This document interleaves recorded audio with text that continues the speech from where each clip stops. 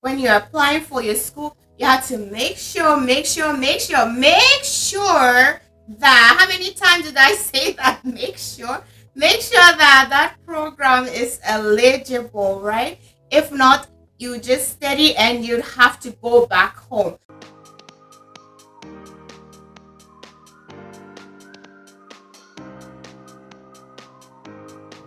Hello, Manni Beez. Hello, and welcome to the hive. Welcome to the hive.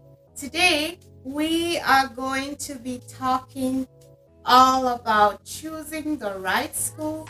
So, how to choose the right school so that after your program, you will be able to get a work permit in Canada, right? So, let's get right into it. So, there's something called a designated learning institute. So, when I come in here, I am just going to type in DLI Canada,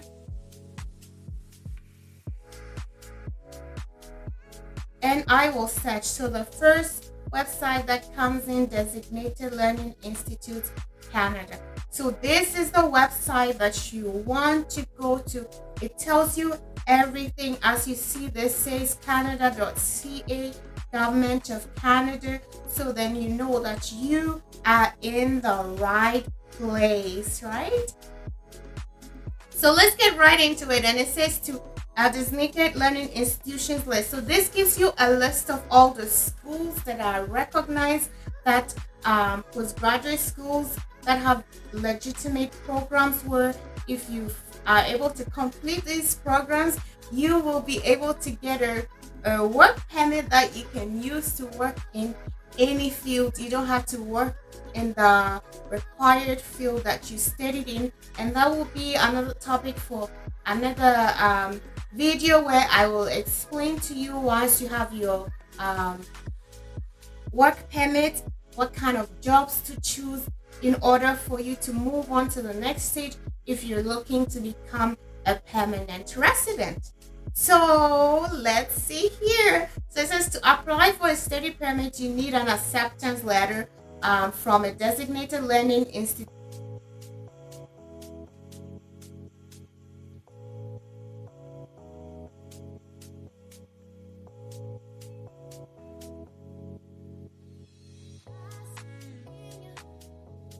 So it says, if the school you are studying at loses its designated learning institution status after you get your study permit, you can keep studying your program until your current permit expires, but only renew your study permit if you enroll at a designated learning institution. Now, this is very important because you do not want to lose your status. That's why they have also put it in bold, right? Because if the school loses its status and you go and renew, you might not get that study permit because they have lost their status, right?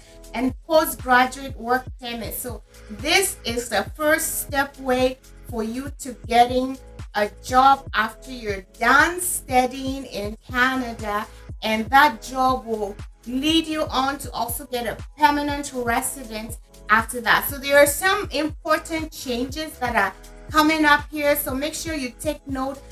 If you're starting your program on or after September 1st, 2023, there are going to be changes to the criteria, right?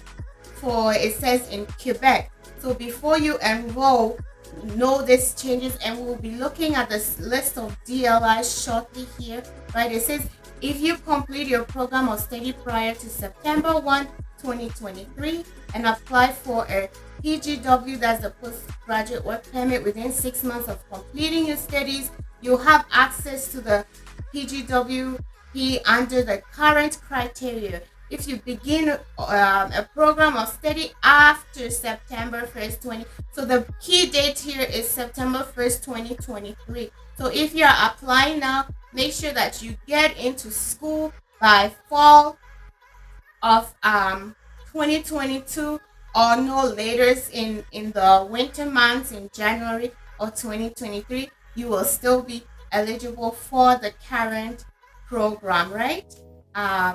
And you'll be still able to apply for the postgraduate work permit after that, right? And it says if you are studying in a program that will no longer be eligible after September 1st, 2023, the time you spent studying in the program prior to that date may be counted towards a pgwp in the future, right? And it says not all designated learning institutes and not all programs of study make you eligible for the postgraduate work permit program. So this is one key important factor you have to take note when you're applying for your school. You have to make sure that, how many times did I say that? Make sure that that program is eligible, right? If not, you just study and you'd have to go back home. So if your intent of studying in Canada or abroad is to make sure that you can work in Canada and stay and become a permanent resident, then this is the way forward. You make sure that that school is on the list and they meet all the criteria as well, right? So we're gonna scroll down here. As you scroll down, it says the list of designated learning institutions by province, right? So let's come down here. Let's choose, if let's say we want to go with Alberta, right? An example of this college here, yes, they do accept international students, but they do not offer PGW eligible programs. That means that if you apply to this school and you gain admission after your program, you're not going to be eligible to get that PGW program. And the postgraduate work permit is an open work permit. Open work permit means that you will be able to apply to any job of your choosing, which is very important because there are different types of work permits. We can discuss that later. Let me know if you want to know the different kinds of work permits. But if you're coming to Canada as a student, this is the number one work permit that should be on your mind, right? Because it allows you to work anywhere, not just in your field of study, because sometimes without a Canadian experience, it's tough to get a job in your field of study. However, you can do any other job that will give you Canadian experience, and then from there, you'll be able to, once you're applying for jobs in your field, you can show that you have some Canadian work experience, right? And then Absolute Aviation tells you that yes, they're eligible, and it has details here. So if I click the details, it will tell you what the details are, right guys? So everything here is online. So let me go back. It kicked me out there, and let me go back and select the Alberta province ones, right? It says Adventure Aviation. So aviation schools, some of them offer eligible PGWP programs, right? Alberta Bible College does this as well, right? As well as the top university. So this is where you can come and find out which schools offer programs that are eligible, and then from there you can go to the school's website to look at the programs that you want to study, So don't just go apply to any school. Where you have to have an intent. And what I do most of the time is I write things down. Like, even I have a project planner here, so, or you can just get a regular exercise book that you can write things down. If you're looking at schools, you name it, my future schools books, and then you can write the names of the unis or college that you want to go to. You write down the programs that they do, the application deadlines for scholarships and such as that, right? So we'll go later into some of those things in another video. So make sure that you're always stay tuned. If you haven't subscribed yet and you are enjoying my video, what are you waiting for? Make sure you click that subscribe and bell button so that you will be alerted whenever I upload a new video, right? So this is where you come to look for the schools, and you can scroll through all the schools that have this designation and they have a number. We will be here. So this is University of Alberta.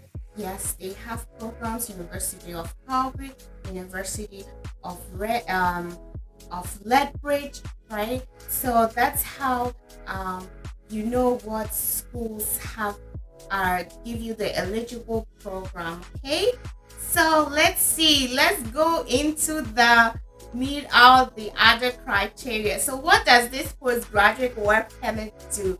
So this postgraduate work permit, it gives you the ability to work, like I said, first and foremost in Canada, but is also approved based on the number of months or years that you study. So let's look right into the criteria today. So you see, as I clicked on the link, it brought us to work in Canada after you graduate, who can apply, right? And then we see that we're still on the legitimate Canada.ca website. So you can click through these and see. So, and also if you finished your studies and you had to leave Canada, there's also some criteria on how long you can be outside of Canada to apply for this, right? So it says if you're inside of Canada, again, they're stating here starting September 1st, 2023, there are changes coming, and you have up to 180 days after you graduate to apply for your work permit, right? And you should have attended and completed your program, the name of your program, and the length of your program, right? And then you also need to submit these as well, your degree, your transcript, or an official letter from the school that is stating that they have cleared you for graduation. So like in my case, when I finished school, I think I applied within the month. We hadn't done the graduation ceremony yet, but I had defended my thesis and all that was done. I was just brushing up the write-up of my thesis, so I was able to get a letter from the uni stating that I had been cleared to graduate, and then I applied. So by the time everything was done, I already had my work permit in hand. So that is a strategy that you can use as well, but you do have up to 180 days to apply, and it's very important that you do not let your status in Canada expire. Otherwise, unfortunately, you would have to pack your bags and go back home, right? So always stay on top of this. Know when your study permit is expiring so that you can either extend it or apply for a visitor record, right? And it tells you right there you have two options: apply for a visitor record to stay in Canada, or you have to leave Canada and apply for your pgwp, right? And then if you stay in Canada and you let your permit expire, well, there are ways that you can restore that status. We might go into that in another video as well. So let me know in the comment section if you would like me to do a video on how to restore your status if by circumstances beyond your control, or you weren't paying too much attention, your status did expire. This is very critical and important, so I don't even think you should get to that step where the status expires. Have like a reminder on your phone, this is when it's going to expire, because I believe you have up to 30 or 60 days to renew it before your status does expire, right? So that's that there. And then it says you have to have maintained full-time status. So while you're here in Canada, better take your studies serious. Don't be slacking,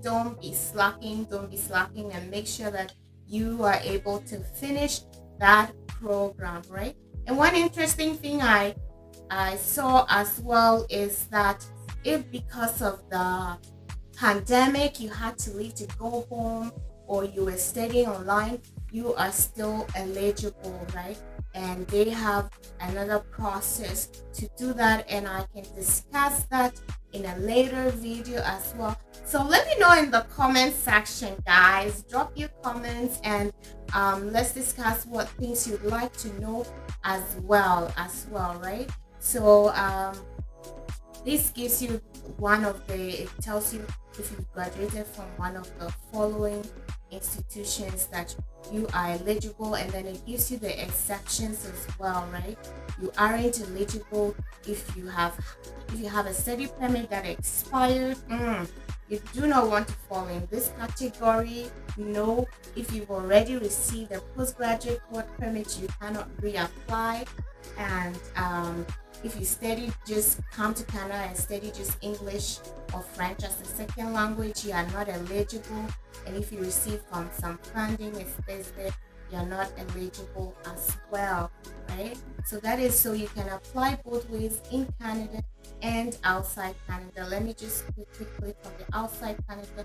It still gives you that eligibility criteria. You also still have up to 180 days to apply, right? And it says you can apply for your pgwp if you were enrolled in a program that was in progress 2020 or starts between spring 2020 and 2022, right?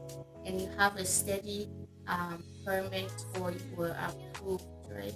So if you are outside, of course, because of the pandemic, some people did study outside of Canada, so they are giving you that opportunity to apply for your pgwp and be able to come to Canada and work here, right?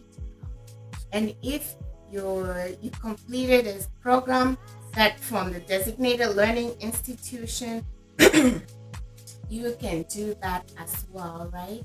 And your program has to be at least 8 months long. So you cannot come and do a 2 months program and apply for this. So at least 8 months long, and you should have got a degree, a diploma, or a certificate. Right, guys?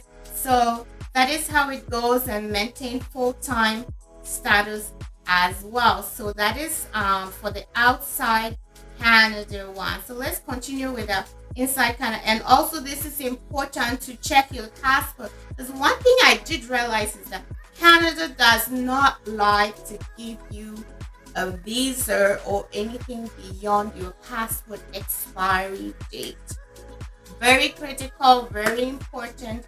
If you're applying for any visa or any sort of thing, make sure that you have renewed your passport. Don't take a passport that is expiring in 6 months, because you would have shot yourself in the foot, and that is not good. Always make sure your passport is renewed. It has the longest validity, so that you can get the maximum visa that you are applying for, right? And they state here that the special cases, like if you have an accelerator program, distance learning, or taking a leave, it also tells you. And once you click on all of these, it shows you the information, right? So I'm gonna go back here before we went to the who can apply and about the process, right? And it tells you, it says if your program was less than 8 months, you are not eligible. It tells you right here. And it tells you here, if your program was at least 8 months but less than 2 years, they may give you a work permit that is valid for up to the same length of your program as you studied, right? For example, if you completed a 9-month program, they may give you up to 9 months of work permit, right?